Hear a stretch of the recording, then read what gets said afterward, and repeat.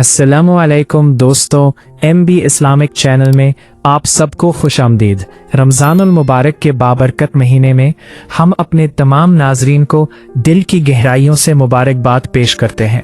और आज हम सीधा आते हैं इस सवाल की तरफ जो सबसे ज़्यादा पूछा जा रहा है। कोरलुश और हान सीरीज़ की उर्दू डबिंग कब आएगी, पाकिस्तान में कब रिलीज़ होगी और किस चैनल पर नशर की जाएगी। सबसे पहले असल मालूमात वाज़ेह कर दें। कोरलुश और हान दरअसल कोरलुश उस्मान की कहानी के बाद और हान गाजी के दौर पर मबनी नई सीरीज है। इस वक्त ये सीरीज तुर्की में अपने ऑफिशियल चैनल पर नशर हो रही है, लेकिन जहां तक पाकिस्तान में उर्दू डबिंग का ताल्लुक है तो अभी तक किसी पाकिस्तानी टीवी चैनल की तरफ से बाज़ाब्ता ऐलान नहीं किया गया कि वो इस सीरीज के नशर करने के हकूक हासिल कर चुके हैं। नाजरीन का सबसे अहम सवाल यही है कि क्या ये सीरीज PTV पर आएगी या किसी प्राइवेट चैनल जैसे जियो या हम टीवी पर नशर होगी। इस हवाले से अभी तक कोई सरकारी तस्दीक सामने नहीं आई। माजी में जब इर्तफरुल और फिर कोरलुश उस्मान को उर्दू में नशर किया गया था तो पहले बाकायदा सरकारी ऐलान हुआ था, फिर प्रोमोज जारी किए गए थे। वक्त कोरलुश और हान के लिए ऐसा कोई ऑफिशियल ऐलान मौजूद नहीं है। उर्दू डबिंग के बारे में हकीकत यह है कि कुछ गैर सरकारी YouTube चैनल्स और सोशल मीडिया प्लेटफॉर्म्स पर फैन मेड डबिंग मौजूद है। ये ऑफिशियल नहीं होती बल्कि शौकिया बुनियादों पर की जाती है। असल ऑफिशियल डबिंग तब होती है जब कोई चैनल कानूनी तौर पर इसके हकूक खरीद ले। इस अमल में वक्त लगता है क्योंकि पहले मुआहदा होता है, फिर इकसात का तर्जुमा, फिर वॉइस रिकॉर्डिंग और फिर एडिटिंग का मरहला मुकम्मल किया जाता है। पाकिस्तान में मुमकिना रिलीज के हवाले से अंदाज़ा यही लगाया जा रहा है कि अगर किसी चैनल ने हकूक हासिल किए तो 2026 के दौरान उर्दू डबिंग शुरू हो सकती है, लेकिन ये सिर्फ अंदाज़ा है, हतमी तारीख अभी सामने नहीं आई। इसलिए जो सोशल मीडिया पर मखसूस तारीखें दुनी दी जा रही है वो मुस्तनद नहीं है जब तक किसी चैनल की जानिब से बाज़ाब्ता प्रेस रिलीज ना आ जाए। बहुत से नाजरीन ये भी पूछ रहे हैं कि क्या ये सीरीज YouTube पर ऑफिशियल उर्दू में आएगी। इस वक्त तक कोई ऑफिशियल पाकिस्तानी YouTube चैनल ऐसा नहीं जिसने कोरलुश और हान की मुकम्मल उर्दू डब सीरीज का ऐलान किया हो। अगर कोई ऐलान होगा तो वो चैनल की ऑफिशियल वेब साइट या तस्दीक शुदा सोशल मीडिया अकाउंट से सामने आएगा। इस वक्त की सही और ताज़ा अपडेट यही है कि सीरीज तुर्की में नशर हो रही है, लेकिन पाकिस्तान में ऑफिशियल उर्दू डबिंग के लिए अभी इंतजार करना होगा। जैसे ही किसी पाकिस्तानी चैनल या प्लेटफॉर्म की तरफ से हकूक खरीदने और नशर करने का ऐलान होगा, वही असल और मुस्तनद खबर होगी। लिहाजा नाजरीन से गुजारिश है कि गैर मुसद्दका खबरों पर यकीन ना करें। जब तक ऑफिशियल ऐलान नहीं आता किसी भी तारीख या चैनल के नाम को हतमी ना समझें। हम आप तक सिर्फ दुरुस्त और तस्दीक शुदा मालूमात पहुंचाते रहेंगे।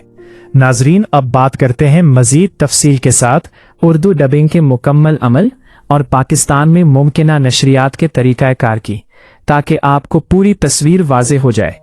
सबसे पहले ये समझना जरूरी है कि किसी भी तुर्क तारीखी सीरीज को पाकिस्तान में नशर करने के लिए 3 बड़े मराहिल तय होते हैं। पहला मरहला होता है ब्रॉडकास्ट राइट्स, यानी नशरियाती हकूक खरीदना। जब तक कोई पाकिस्तानी चैनल या स्ट्रीमिंग प्लेटफॉर्म बाज़ाब्ता तौर पर हकूक हासिल नहीं करता, वो ऑफिशियल उर्दू डबिंग शुरू नहीं कर सकता। इस वक्त तक कोरलुश और हान के लिए पाकिस्तान में किसी चैनल की तरफ से हकूक खरीदने का बाज़ाब्ता ऐलान सामने नहीं आया। दूसरा मरहला होता है तर्जुमा और स्क्रिप्ट एडॉप्टेशन। तुर्क ज़बान से उर्दू में तर्जुमा किया जाता है, लेकिन ये लफ्जी तर्जुमा नहीं होता बल्कि मुकालमों को मकामी अंदाज में ढाला जाता है ताकि पाकिस्तानी नाजरीन आसानी से समझ सकें। इस अमल में कई हफ्ते बल्कि बाज़ औकात महीने लग जाते हैं। इन अहम निकात की तरफ जो इस वक्त सबसे ज्यादा डिस्कस हो रहे हैं, खास तौर पर पाकिस्तान में रिलीज और ऑफिशियल ऐलान के हवाले से, सबसे पहले एक बात बिल्कुल वाज़ेह कर दे कि जब तक किसी चैनल की तरफ से तहरीरी या वीडियो बयान जारी ना हो तब तक किसी भी तारीख को हतमी नहीं समझा जा सकता।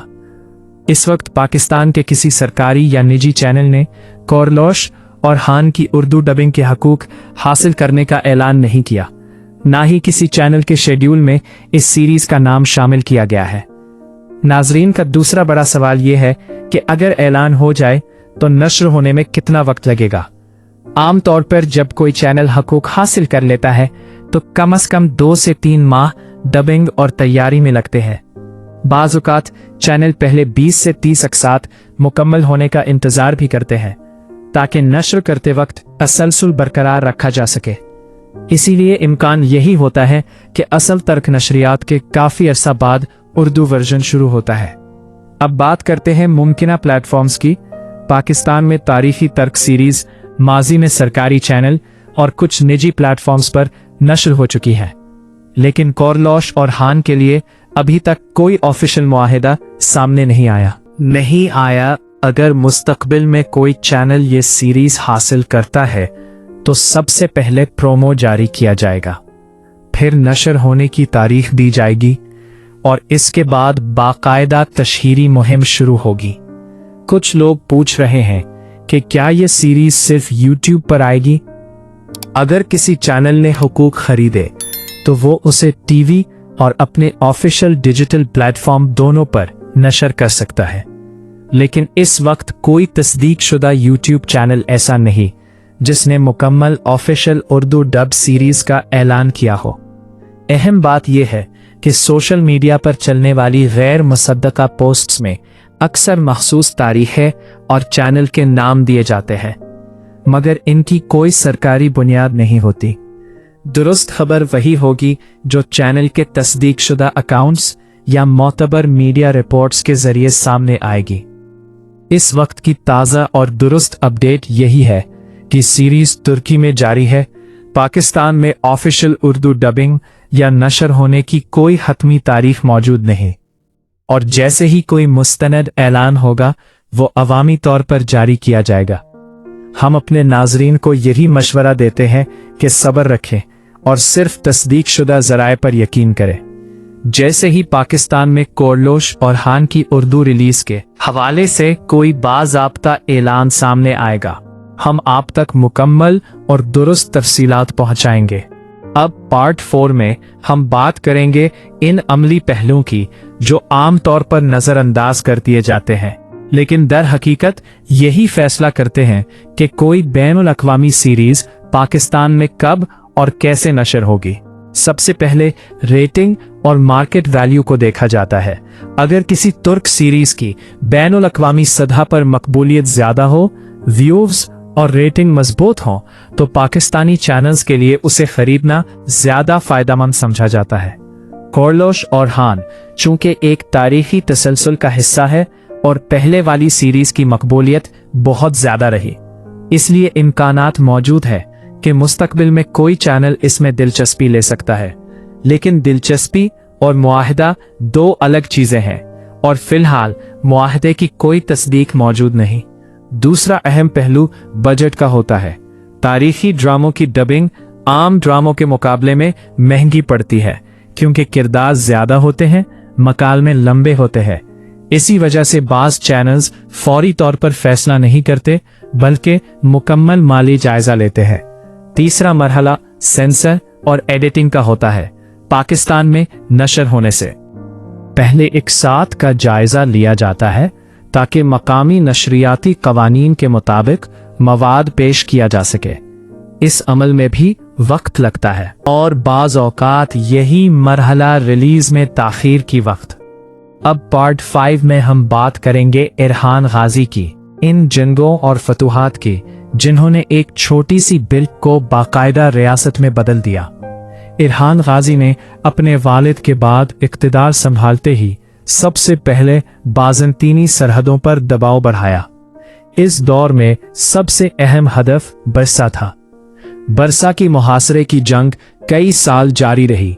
ये सिर्फ तलवार की जंग नहीं थी बल्कि हिकमत अमली की जंग थी। शहर का मुहासरा इस अंदाज में किया गया कि रस्त के रास्ते बंद हो गए और बिलाखिर शहर उस्मानियों के कब्जे में आ गया। बरसा की फतह दरअसल उस्मानी रियासत के इस्तेहकाम की बुनियाद बनी, क्योंकि यही शहर बाद में दारुल हुकूमत बना। बरसा के बाद इज़्निक की तरफ पेश कदमी हुई। इज़्निक एक अहम बाज़ंतीनी मरकज़ था और मजहबी और सियासी लिहाज से बड़ी अहमियत रखता था। इरहान ने बराह रास्त टक्कर के बजाय तदरीजी दबाव की हिकमत अमली अपनाई।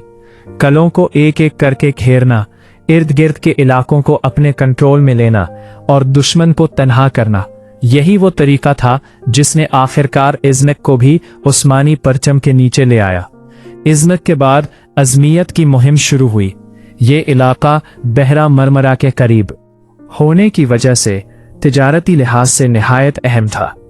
इरहान गाजी ने फौजी ताकत के साथ साथ सियासी इत्तेहाद भी कायम किए ताकि दुश्मन को अंदर से कमजोर किया जा सके। बाल आखिर आज़मियत भी उस्मानियों के कब्जे में आ गया और यूं शुमाल मगरबी अनातोलिया में उस्मानी कुव्वत मुस्तहकम हो गई। इरहान गाजी की एक बड़ी कामयाबी ये थी कि उन्होंने फौज को मुनज़्ज़म शक्ल दी। बाकायदा पियादा फौज और अस्करी ढांचा कायम किया गया जिसने बाद में उस्मानी फौज की बुनियाद रखी। ये इस्लाहात जंगी फतूहात से कम अहम नहीं थी क्योंकि उन्हीं की बदौलत आइंदा नस्लों को एक मजबूत फौजी निज़ाम मिला। इनकी जंगों में सिर्फ तलवार नहीं चलती थी बल्कि सिफारतकारी भी साथ साथ चलती थी। बाज़ औकात दुश्मन रियासतों के अंदरूनी इख्तिलाफात से फ़ायदा उठाया गया, बाज़ औकात वक्ती अमन मुआहिदे करके ताकत जमा की गई और फिर फैसला कुन हमला किया गया। यही वजह है कि इरहान गाजी की फतूहात बतदरीज मगर मुस्तकिल रही। सबसे अहम मोड़ वो था जब उस्मानियों ने यूरोप की सरजमीन पर कदम रखा। अगरचे इब्तिदाई कदम महदूद था मगर ये मुस्तकबिल की अजीम तौसी की शुरुआत थी। इस पेश कदमी ने उस्मानी रियासत को महज अनातोलिया तक महदूद नहीं रहने दिया बल्कि उसे एक उभरती उस्मानी एम्पायर में आया हुआ था हुई दीन अक़वामी क़ुव्वत बना दिया। इरहान गाजी की जंगें हमें ये सबक देती हैं कि क़ियादत सिर्फ मैदान जंग में बहादुरी का नाम नहीं बल्कि सब्र, हिकमत, मंसूबाबंदी और नज़्म व ज़ब्त का मजमुआ है। इन्हीं सिफात ने उन्हें एक कामयाब सिपहसालार और मजबूत हुक्मरान बनाया।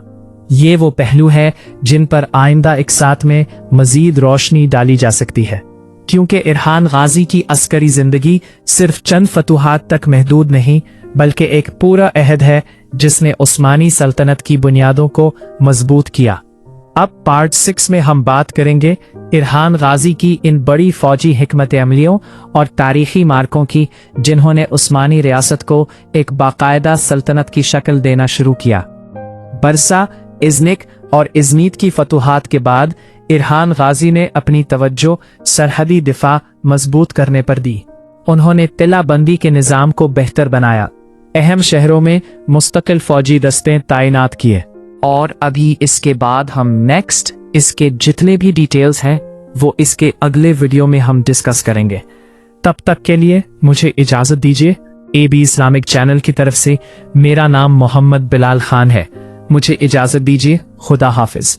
और हमारे चैनल को सब्सक्राइब जरूर कीजिए, वीडियो को लाइक कीजिए और वीडियो को शेयर भी कीजिए अपने दोस्तों के पास। मैंने बहुत मेहनत से ये वीडियो बनाई है।